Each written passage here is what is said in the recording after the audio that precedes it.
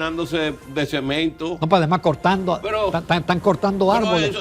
Es que aquí no se respeta No, pero eso. está destruido. Y no, hay gobiernos que llegan que no les importa eso. La ley es para cumplirle a los ciudadanos, pero ellos no. Y yo espero que con todas estas manifestaciones que hay, el presidente, que es un hombre que siempre le ha gustado la concertación, no se dé cuenta de que es una situación delicada. Para que un Jaguar, un Lamborghini, un Ferrari, paga lo mismo que un taxi. No puede ser.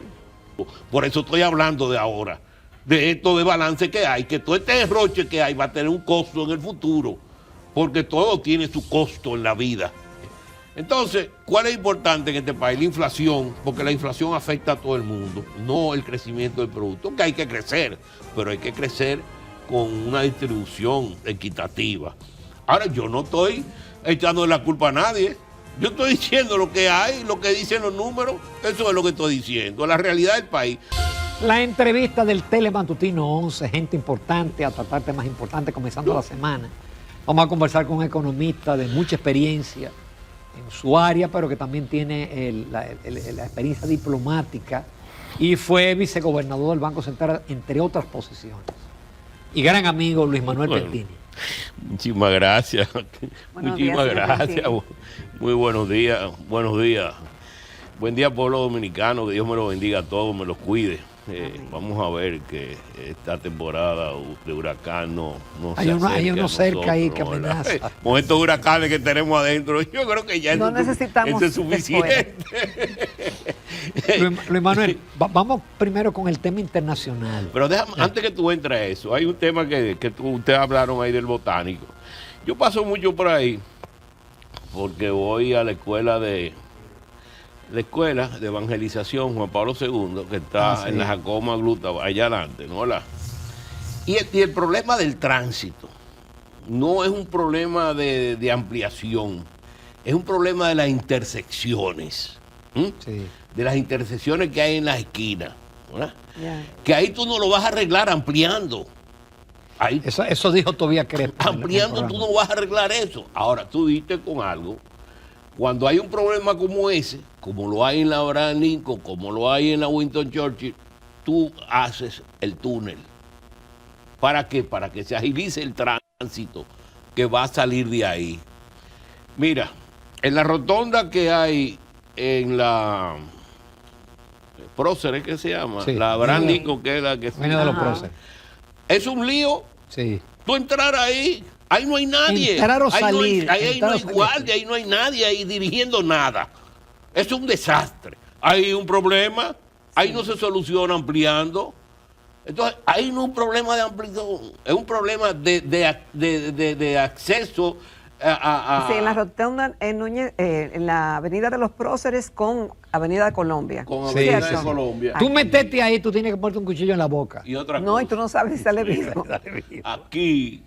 Aquí no le importa. Ahí, mira, Hipólito ahí cogió en el Parque del Este y hizo cuando había los Juegos Centroamericanos que se celebraron aquí. Ahí metieron ahí en el Parque del Este. Ahí está el Centro Olímpico llenándose de cemento. No, pues además cortando, están cortando árboles. Es que aquí no se respeta no, pero eso. está destruido. Y no, hay gobiernos que llegan que no les importa eso. La ley es para cumplirle a los ciudadanos, pero ellos no. ¿Me entiendes? Ahora, este muchacho, Eduardo Estrella, que es una estrella, él lo demostró cuando el gobierno de Balaguer. Balaguer, o sea, es un funcionario que viene de cuando Balaguer. Él tiene que estar consciente de lo que está haciendo como secretario, ministro de Obras Públicas ahora. Y yo espero que con todas estas manifestaciones que hay, el presidente, que es un hombre que siempre le ha gustado la concertación, no se dé cuenta de que es una situación delicada. Un ruido innecesario. Pues un pulmón. Esta ciudad se está ahogando en gases. Mira, aquí la Universidad Católica Madre y Maestra, creo que en Santiago, tiene unos indicadores sobre el nivel de envenenamiento que hay en la ciudad. Yo no sé si hay aquí también. Yo no le vi. Pero eso es terrible. Eso se debería publicar diariamente para que sea objeto de vergüenza al Estado dominicano, porque es matando a sus ciudadanos que están. Pero bueno, no venimos a eso. No, pero lo peor de todo es que un gobierno que no termina las obras van a tumbar la pared y vamos a estar 2 años haciendo la vida. No, pero voy a verlo como tal, solamente a nivel de la escuela, que yo espero que con este muchacho Luis, el hijo de Atuey, el muchacho de Camp, no, el área de la educación pueda. Yo creo que han sido muy buenos funcionarios que el gobierno ha designado ahora en esta segunda gobernación. Con este muchacho de Can Educación, Eduardo, en Obras Públicas, y ahora con Magín en el Ministerio de Hacienda. Pero de Magín vamos a hablar ahorita, porque yo tengo ese tema, Luis Manuel. Pero quiero caer primero en el tema internacional, porque es parte de tu área, porque definitivamente los aranceles van, y van el 1 de agosto, ya va el 30% para Europa, 35% para México por el tema del fentanilo, ya se está comenzando a sentir la inflación en los Estados Unidos. ¿Cómo tú ves ese panorama global y el impacto en la República Dominicana? Hoy precisamente estaba leyendo que en México hay otro problema ahora con la aviación. Sí. Le están cortando a Delta a los americanos, porque eso es así. Desgraciadamente somos economía dependiente de un monstruo que hay ahí. Nosotros lo que tenemos que tratar es de ver cómo nos diversificamos realmente. Pero vamos a hablar de eso más tarde. Mira, esto es una economía del caos que estamos entrando, o ya hemos entrado a nivel internacional. Ya no hay organismo multilateral donde tú puedas discutir las reglas que hay, porque cada cual está haciendo lo que le da la gana. Eso comenzó en la OMC desde el 2014, por ahí, cuando los americanos comenzaron a incumplir con las decisiones del órgano de apelación. Desde ese momento, y estamos en el gobierno de Obama, eso no viene de ahora, de Trump, no le pueden echar la culpa a Trump. El gobierno de Obama, los americanos comenzaron a oponerse a una serie de decisiones que se tomaron en el órgano de apelación, porque ellos no cumplían con algunas de las normas y beneficiaban esas decisiones a China y a Europa. Entonces, eso vino el gobierno de Trump, ¿verdad? Y ahí se decidió que el órgano de apelación no iba a operar. Bueno, los americanos, porque eso es por concertación, consenso. Por eso se cayó la OMC, porque eso fue una creación de ellos por consenso, para que si no había consenso de uno de ellos, no pasaba nada. Entonces, como nosotros los países desarrollados somos numéricos, en desarrollo, somos numéricos en términos de victoria, si vamos a imponer una decisión por el número que hay, la podemos imponer, ellos decidieron que era concertación.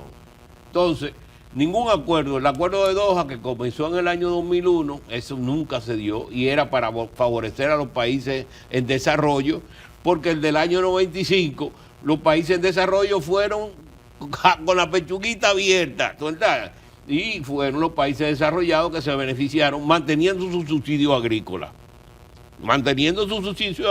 aprobado por la organización. Entonces hay una serie de cosas, de hechos, que se daban a ese nivel que ya explotaron, porque hubieron abusos también. Ahora mismo tú te das cuenta, en el caso de China, cómo la China está invadiendo todos los mercados a través de productos subsidiados también, ¿tú entiendes? Y eso es lo que dicen los comerciantes de aquí, que se están ahogando, y unas prácticas le entregaron a China todo, inclusive no solamente los americanos. La economía alemana se hundió por haber entregado toda la transferencia de tecnología en términos de los vehículos a los chinos. Se lo comieron, los chinos han comido todo. Ellos se han apoderado de todo, de gente inteligente, preparada y disciplinado, que dicen que por ahí van y en 100 años llegan ahí porque siguen esa línea. Los americanos no, los americanos te cambian de rumbo todos los días, y ahora con ese caos que hay adentro, de unos extremos que hay, que no van a llegar nunca a ningún consenso, hay una sociedad dividida. Cuando hay una sociedad dividida, ahí tú no vas a conseguir nada. Y bueno, yo creo que es una sociedad que va en declive, ¿no? Indiscutiblemente. Porque desgraciadamente la democracia se está enfrentando a una situación muy, ¿qué te digo? Muy difícil para sobrevivir, ¿no? Los mismos países demócratas, ahora vi yo que había una reunión en Chile de los progresistas en contra de los extremos de derecha, pero ve a ver quiénes son los progresistas. Gobierno acusado de corrupción, gobierno que cuando tú tienes la encuesta están por el suelo. O sea, hay una serie de problemas a nivel mundial, un liderazgo que no surge, un liderazgo que se ha debilitado enormemente. Entonces, no hay forma de cómo tú poder coordinar acciones. Entonces, cada cual está por su lado. Y por eso yo digo que entramos en la economía del caos. La economía del caos, sálvese el que pueda, ¿verdad? Y entonces lo grande, como es que me hablaba alguien el otro día del elefante, ¿no? ¿Verdad? Que mataba a la hormiguita, ¿no? Con sus grandes pies, ¿no?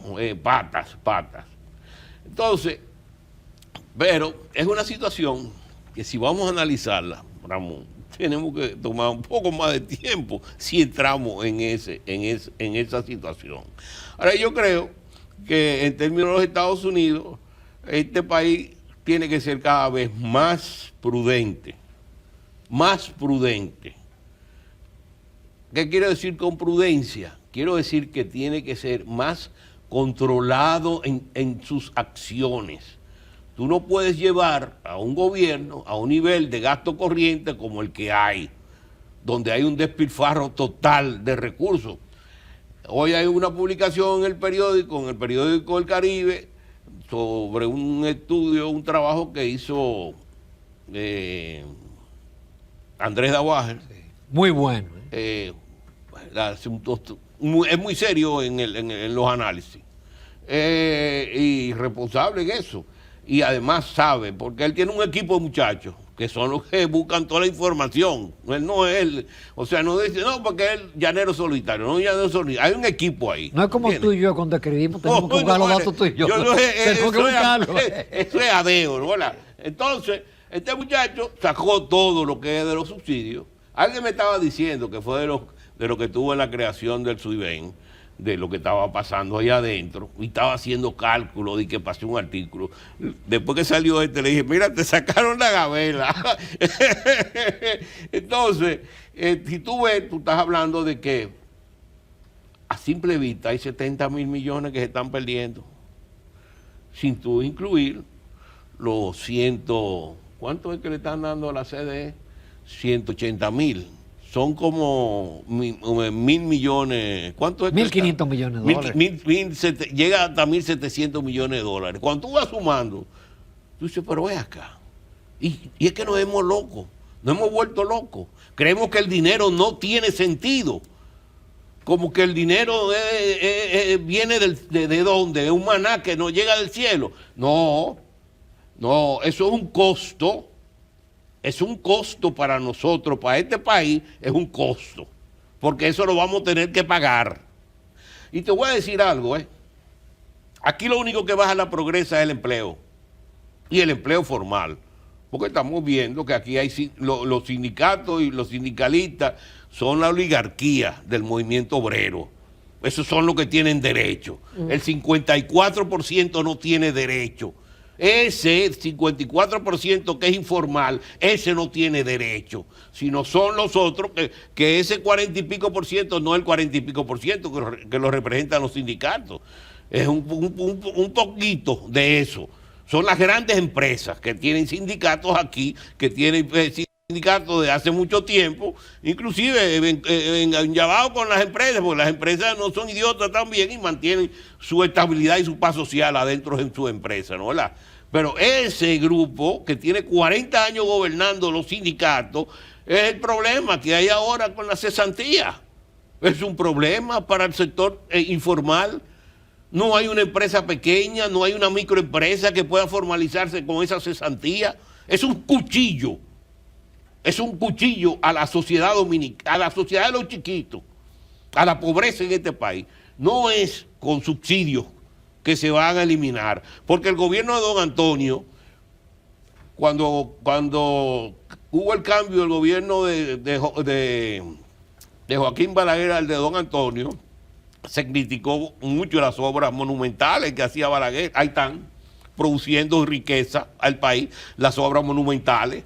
¿Y dónde está lo de don Antonio? Eso se perdió con la inflación de los años 80, como fue el caso de la crisis en el año 2003-2004, que de un 23-24% que estaba la pobreza subió al 55% en 2 años, y tenemos 20 años para bajar eso. 20 años de recursos utilizados para bajar los niveles de pobreza que teníamos hace 20 años, porque se perdieron en 2 años por inefectividad de los gobiernos. Entonces, los pueblos tienen que defender, ¿no?, de que haya gobiernos responsables manejando sus ingresos. Entonces, cuando tú ves esos artículos que salieron hoy, y tú dices, bueno, pero ¿y esa cantidad de dinero?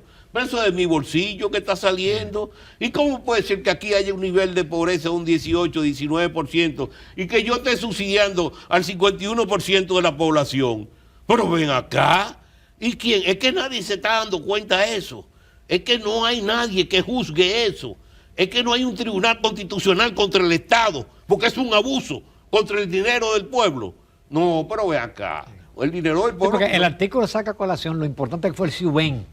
Sí. Que identificó la población que realmente merecía el subsidio focalizado, sí. Pero ahora tenemos subsidios generalizados. El desparrame, fiesta, para que diga fiesta, porque es que en lo político no tienen un concepto de lo que es el dinero. Como son ellos los que lo producen, ellos no tienen un concepto. Yo tuve, ¿cuántos años? Tuve con el Estado 40 y pico de años, casi 50. Y estuve cerca del poder muchísimas veces. Sé cómo era el manejo de eso, ¿no? Venga, lo que venga. Entonces eso no es así. Señor Piantini. Ese despilfarro no es posible. Bueno, estamos a punto de vivir una nueva realidad.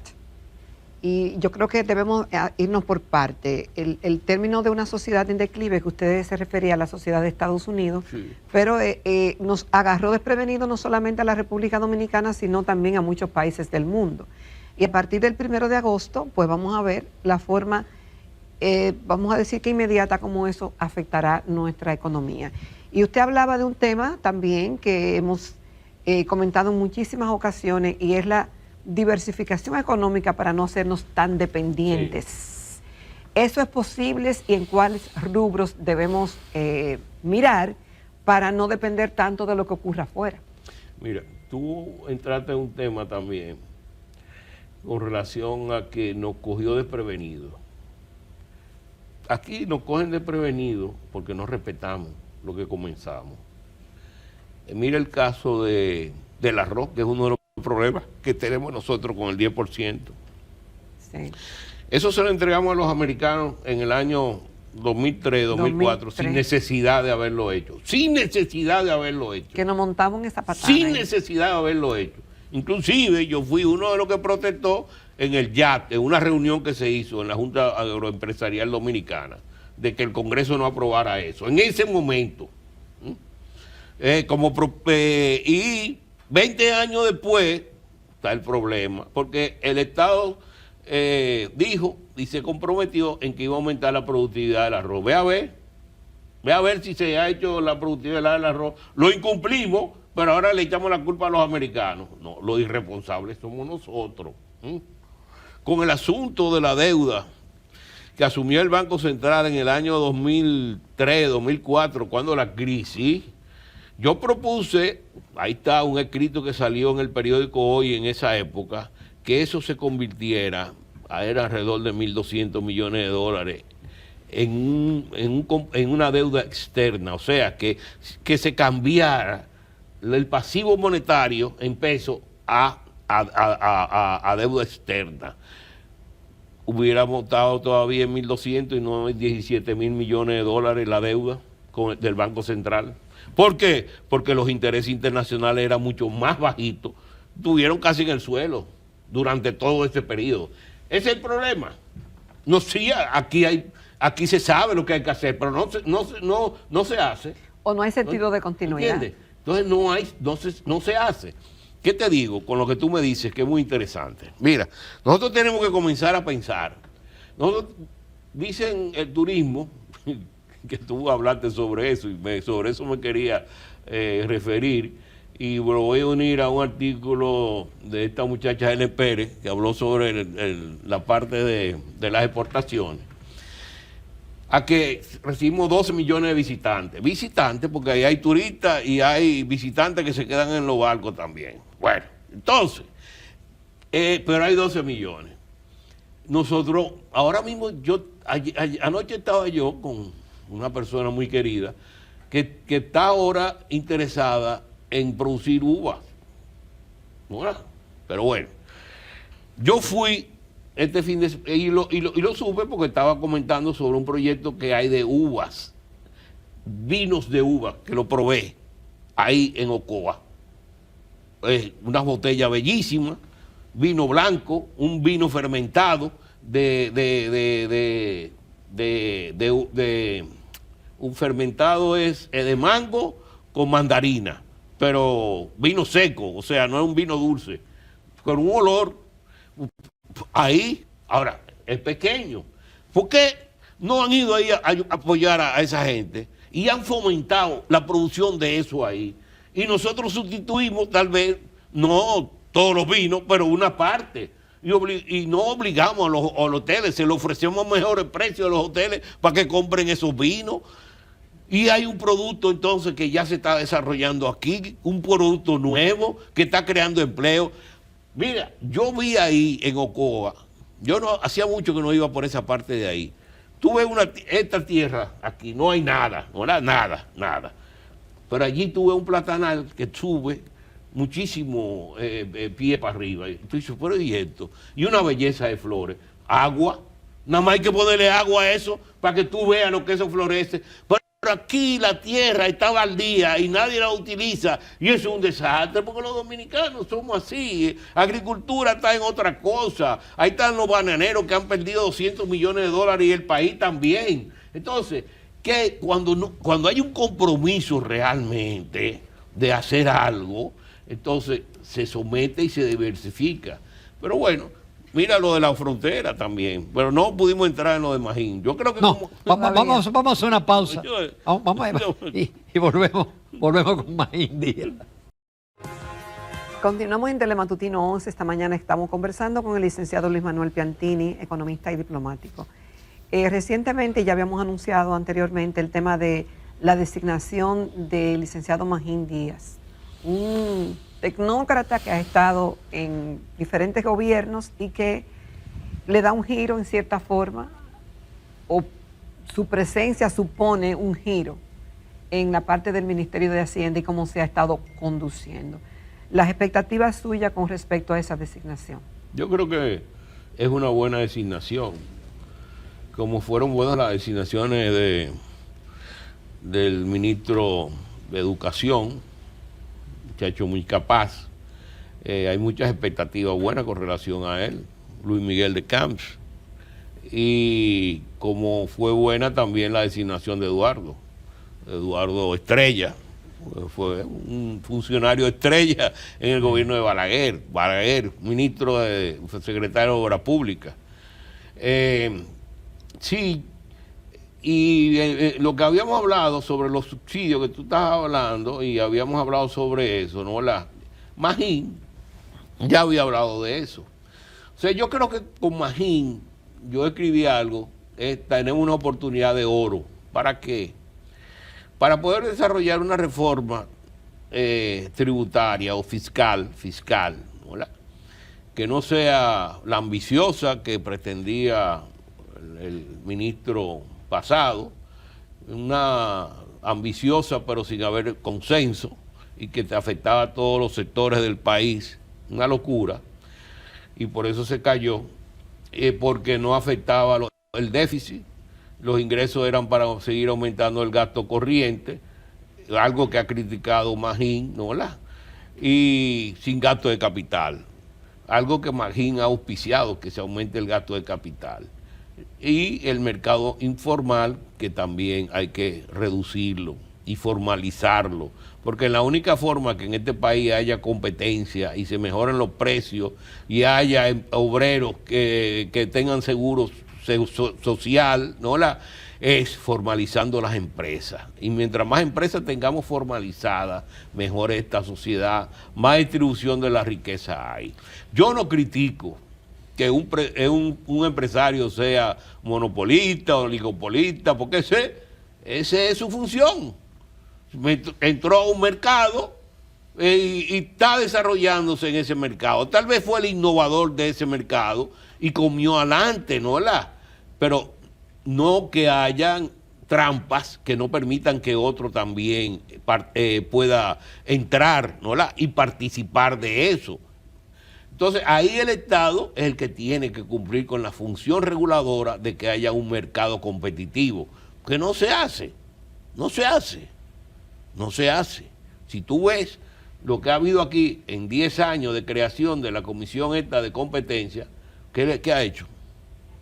¿No? Muchas reuniones, muchas cosas internacionales, muchos premios, pero ¿premio a dónde?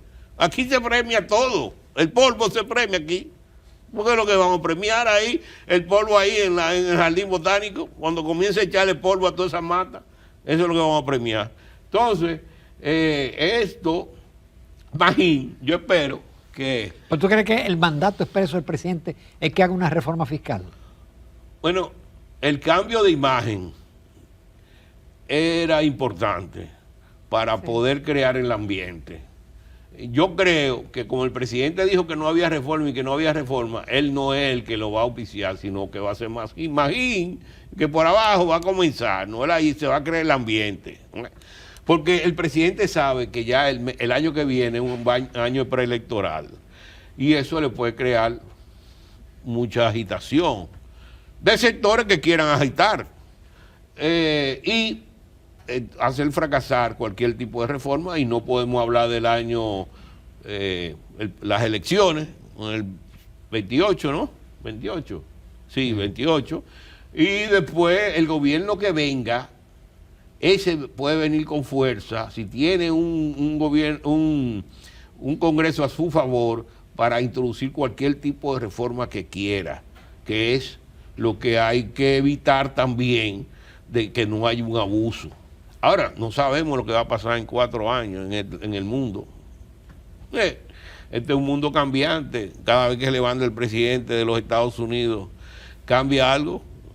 Entonces, bueno, es un mundo que tú no sabes en qué va a parar la cosa, ¿no? En el sueño que se decide. Entonces, con Magín, pues, un profesional de primera, graduado en las mejores universidades, en América Latina, la Católica de Chile, y en los Estados Unidos, en Chicago. Entonces, bueno, ahí por lo menos hay una sustancia que tú tienes que sacarle provecho a eso. Además, Chicago habla del mercado, y es hacia los mercados que tú tienes que dirigirte. Y el problema aquí del mercado informal es uno de los elementos más importantes que tiene Magín, es como responsable en el área de Hacienda para formalizarlo con tal de aumentar los ingresos, porque por ahí se aumentan los ingresos también. Pero ¿sería aceptado por la población más impuestos o pagar más impuestos cuando vemos el derroche que hay? Bueno, porque también, por eso te digo reforma fiscal, no te estoy hablando de reforma tributaria. Tiene que haber también la mordida, ¿no? En que esta locura que está pasando en el gasto corriente a través de tantos subsidios que no tienen justificación, porque tú no puedes justificar que le den subsidio al 30% de la población, y ahí salió a los ricos también. La tabla ahí que seña, sí. Hoy en el artículo, todo es la tabla. Porque el combustible beneficia a los ricos cuando no aumentan. El 50 y pico % va al segundo más rico, en beneficio de ellos, para que un Jaguar, un Lamborghini, un Ferrari, paga lo mismo que un taxi. No puede ser. No puede ser. Es un derroche. Eso no puede ser. no profundizamos en cuáles sectores debe el gobierno prestar atención y fortalecerlo para tener un mejor desempeño económico y no depender tanto de lo externo. Mis dos básicos ahora mismo, bueno, no hablemos del turismo porque ya el turismo está bien desarrollado en este país, él mismo se impulsa. Naturalmente el servicio público es muy malo. Si tú vas al este, ahí no hay ni acueducto ni cuestiones para los desperdicios. O sea, que en cualquier momento una epidemia y se promueve el turismo. Pero el Estado sabe lo que va a perder. Ahora, hay dos, agroindustria, agro, y lo que siempre ha auspiciado de que el país se convierta en una zona franca. Y me dirán, pero ahora con este lío de Trump, de esto, bueno, nosotros somos un país donde podemos comercializar con todo el mundo. Es lo mismo que me dicen que en Cuba que hay el cerco, el bloqueo, que eso es impedido. No, pero los Estados Unidos es un país. Cuba tiene acceso a todo país. Si no ha progresado, pues no le ha dado la gana. Además, ellos nunca quisieron tener dependencia de los Estados Unidos. Entonces nosotros, la agroindustria, no hemos hecho el esfuerzo que tenemos que hacer. Se nos cayó el banano, se nos cayó el cacao, se nos cayó el café. Hay 3 productos que eran básicos hace 7, 8 años que se han caído. Entonces, tú ves a los productores gritando y que le deben 200 o 300 a lo de la cebolla, o sea que tú ves, y cuando tú tomas las cifras de aduana, tú ves la cantidad de importaciones que hay en alimentos. Aquí se importa más de 3.000 millones en alimentos, 3.000 millones de dólares, muchos de ellos que pueden ser producidos aquí. Mira, la Rosario, nosotros hemos perdido más de 1.000 millones de dólares en cuestiones de la Rosario anual, por no tener una mina a tiempo que hubiera aumentado su productividad y su volumen de producción. Y no nos importa eso, porque hemos sido unos derrochadores.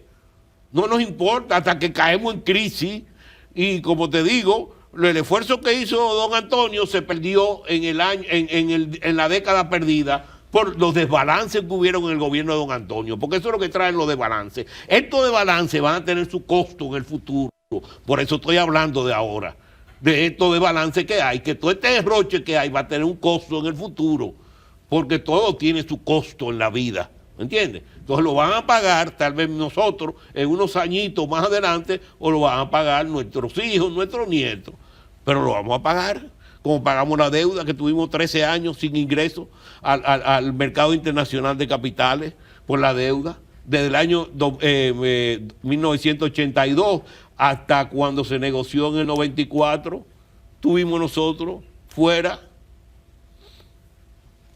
Entonces, eso, y en términos de la zona franca, de la parte industrial, el área industrial en este país, industrias nacionales, es lo que menos crece. Las industrias nacionales lo menos crecen porque hay que estar los monopolios. Y las exportaciones nacionales son las que menos crecen. Y las menos que crecen también. Pues no pueden crecer porque no compiten. ¿Cómo van a crecer? Entonces, no crecen porque son mercados, como señalamos, monopolio, oligopolio, que tienen capturado. Es una economía estrangulada. Por eso cuando me dicen que el producto que hay que subirlo, que yo, ¿cuánto por ciento? Sí, al 10% de la población. Porque al otro lo que le corresponde es el 10%. Pero al 10% mayor lo que le corresponde es el 90%, y al 90% menor lo que le corresponde es el 10%.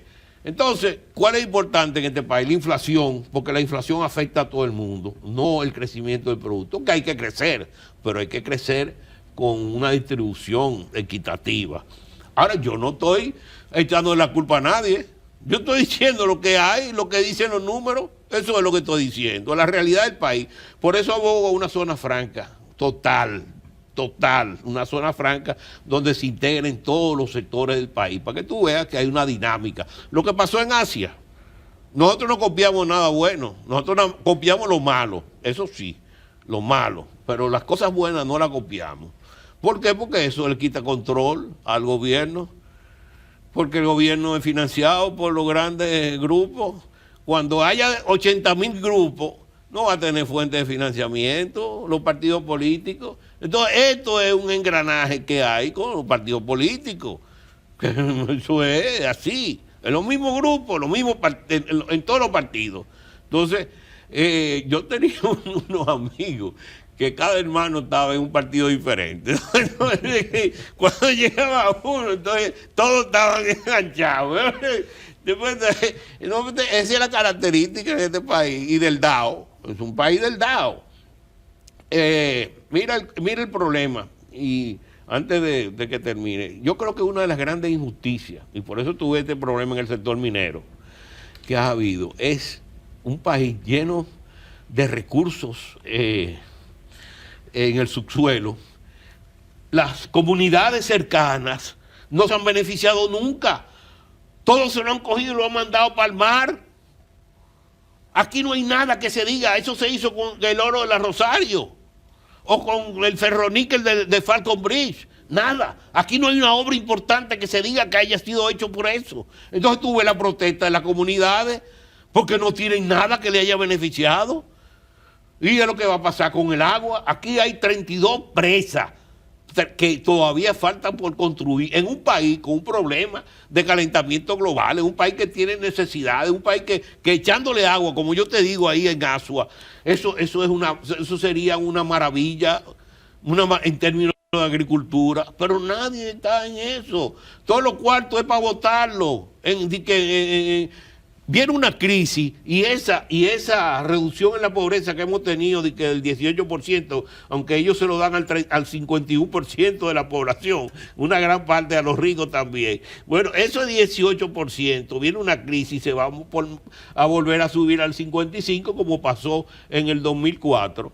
Bueno, ¿qué vamos a hacer? Luis Manuel, muchísimas gracias. Tú no pones la pista caliente comenzando la semana. Dice muchas verdades. No, bueno. Nos vamos a comerciales, amables televidentes.